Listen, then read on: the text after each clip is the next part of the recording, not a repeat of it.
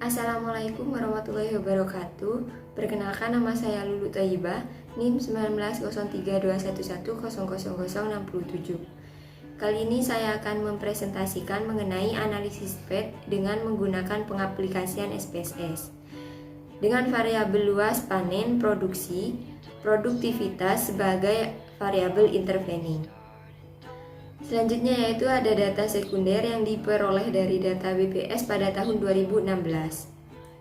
Data BPS pada tahun 2016 yaitu terdapat 3 variabel. Yang pertama yaitu variabel luas lahan dan produktivitas tanaman jagung di Indonesia dari tahun 2011 hingga 2015. Pada tahun 2011 yaitu luas panen sebesar 3.864 dan produksi sebesar 17.643 dan produktivitas sebesar 4,56.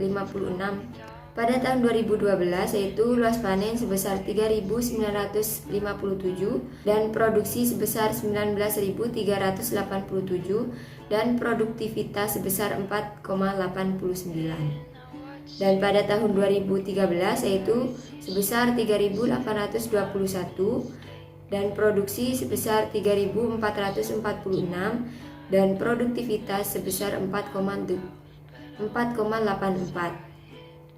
Dan pada tahun 2014 luas panen sebesar 3.837, produksi sebesar 18.511, produktivitas sebesar 4,95. Dan pada tahun 2015 yaitu luas panen sebesar 3.787, produksi sebesar 19.008 ton, dan produktivitas sebesar 5,17. Baik, di sini saya akan memberikan tutorial analisis jalur menggunakan SPSS. Di sini saya memiliki 3 variabel, yaitu variabel yang pertama variabel luas panen, yang kedua variabel produksi, dan yang ketiga yaitu variabel produktivitas tanaman jagung di Indonesia pada tahun 2011 hingga 2015. Data tersebut diperoleh dari data BPS pada tahun 2016. Kemudian data tersebut dipindahkan atau dimasukkan kepada aplikasi SPSS. Dan untuk langkah yang pertama yaitu klik analyze, lalu regresi, linear, dan untuk variabel produksi letakkan pada variabel dependent, dan untuk variabel luas panen letakkan pada variabel independent. Kemudian klik OK. Maka memperoleh hasil regresi SPSS yang seperti ini. Dan untuk langkah yang selanjutnya atau langkah yang kedua sama seperti sebelumnya, yaitu klik analyze, regression, linear, kemudian variabel produktivitas letakkan pada variabel dependent, dan luas panen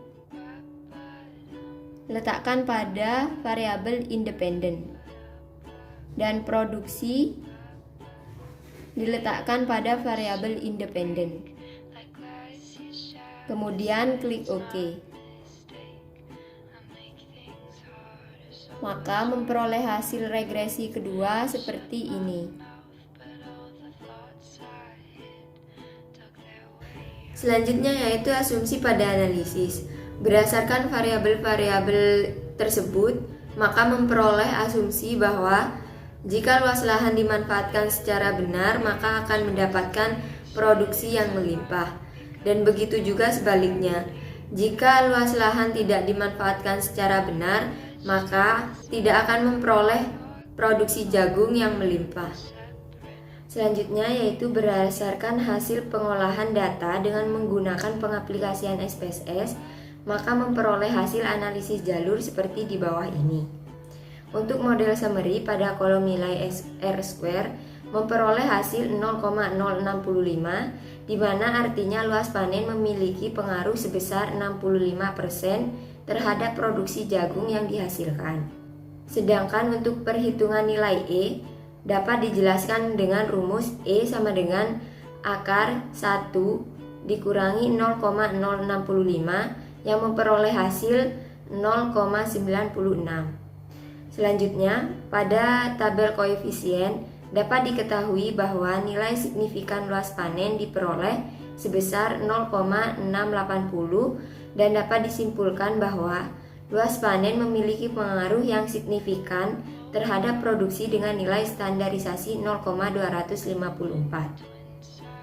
Selanjutnya yaitu berdasarkan hasil regresi dengan menggunakan SPSS yang kedua dapat diperoleh R² sebesar 0,163. Sedangkan untuk perhitungan nilai E2 yang dapat dijelaskan dengan rumus E sama dengan akar 1 dikurangi 0,163 memperoleh nilai E2 sebesar 0,91.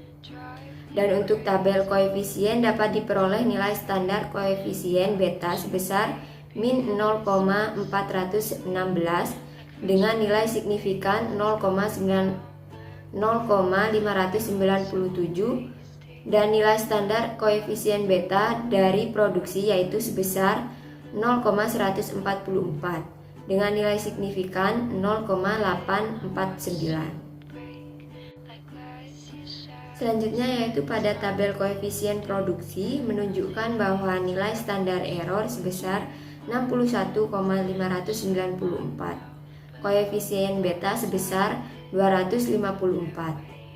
Dan pada tabel koefisien produktivitas menunjukkan bahwa nilai standar error sebesar 021 dan koefisien beta sebesar min 144.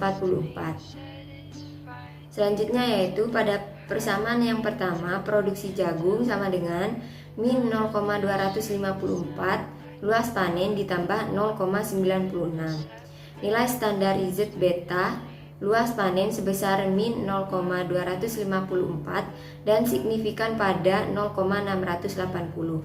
Maka luas panen mempengaruhi produksi.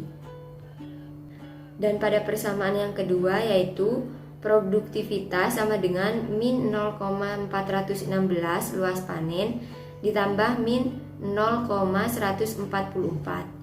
Produksi plus 0,914. Yang berarti nilai standar Z beta luas panen sebesar min 0,416 dan signifikan pada 0,597. Maka dari itu luas panen dapat mempengaruhi produktivitas.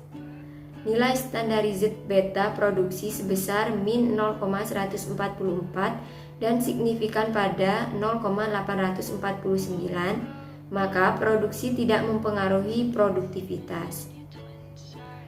Selanjutnya yaitu lanjutan dari interpretasi data berdasarkan tabel koefisien produksi diperoleh nilai koefisien error sebesar 61,594. Dan untuk koefisien betanya yaitu sebesar min 0,254. Sedangkan pada koefisien produktivitas diperoleh nilai koefisien error untuk variabel luas panen sebesar 2,283 dan koefisien beta sebesar min 0,416 dan untuk variabel produksi standar error diperoleh 0,21 dan koefisien beta sebesar 0,144. Sehingga untuk kerangka pemikirannya dapat diketahui bahwa pengaruh langsung luas panen terhadap produktivitas atau P1 sama dengan min 0,416 untuk pengaruh tidak langsung luas panen terhadap produktivitas atau P2 sebesar min 0,254. Dan SP2 sama dengan 61,594 dan pengaruh langsung produksi terhadap produktivitas atau P sama dengan min 0,144 dan SP3 sama dengan 0,021, E1 sebesar 0,96 dan E2 sebesar 0,914. Selanjutnya yaitu pengaruh langsung dan tidak langsung. Pengaruh langsung artinya variabel luas panen mempengaruhi luas variabel produktivitas tanpa perantara variabel intervening. Pengaruh langsung yaitu sama dengan min 0,416 yaitu mempengaruhi luas panen dan produktivitas, dan pengaruh tidak langsung yaitu min 0,254 dikali min 0,144 sama dengan 0,036, yaitu yang berarti luas panen dan produksi mempengaruhi produktivitas. Total pengaruhnya yaitu sebesar 0,38. Baik, cukup sekian penjelasan dari saya, kurang lebihnya mohon maaf.